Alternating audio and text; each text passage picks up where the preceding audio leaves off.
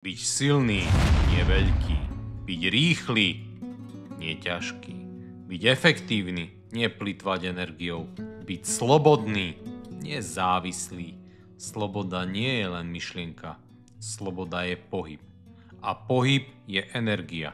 Čím viac mitochondrií máš, tým viac manifestuješ slobodu. Viac energie znamená viac možností.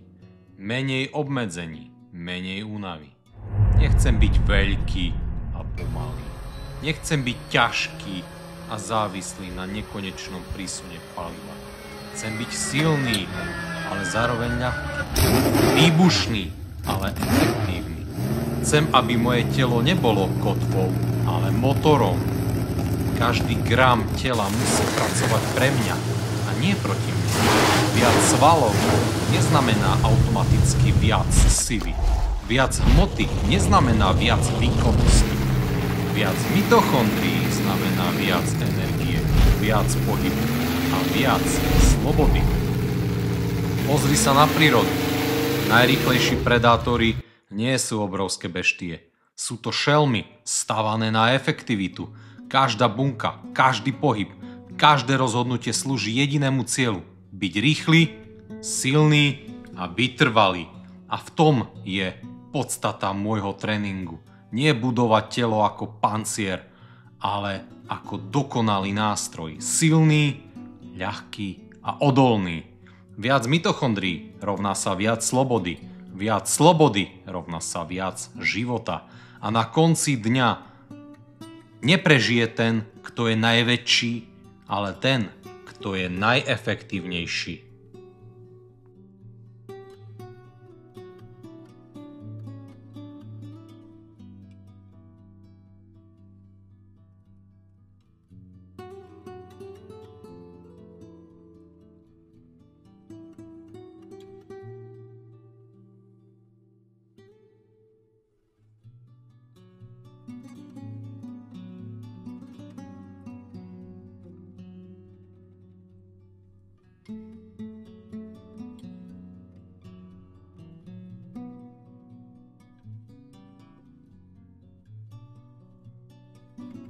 Zapamätaj si.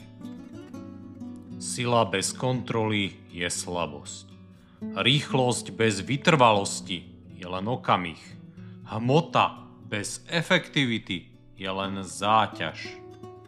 Skutočná výkonnosť nevzniká v obvode bicepsu, ale v tom, ako efektívne dokáže tvoje telo premieňať energiu na pohyb. Mitochondrie sú kľúč. Čím ich viac máš, tým viac môžeš. Tým dlhšie vydržíš, tým budeš vytrvalejší, silnejší a rýchlejší. Tým menej ťa spomalí únava. Každá bunka tvojho tela môže byť motorom alebo aj záťažou. Je len na tebe, čo si vyberieš. Nejde o objem, ide o výkon. Nejde o veľkosť, ide o slobodu. Viac mitochondrií znamená viac energie. Viac energie znamená viac života. A viac života znamená byť nezávislý. A to si pamätaj.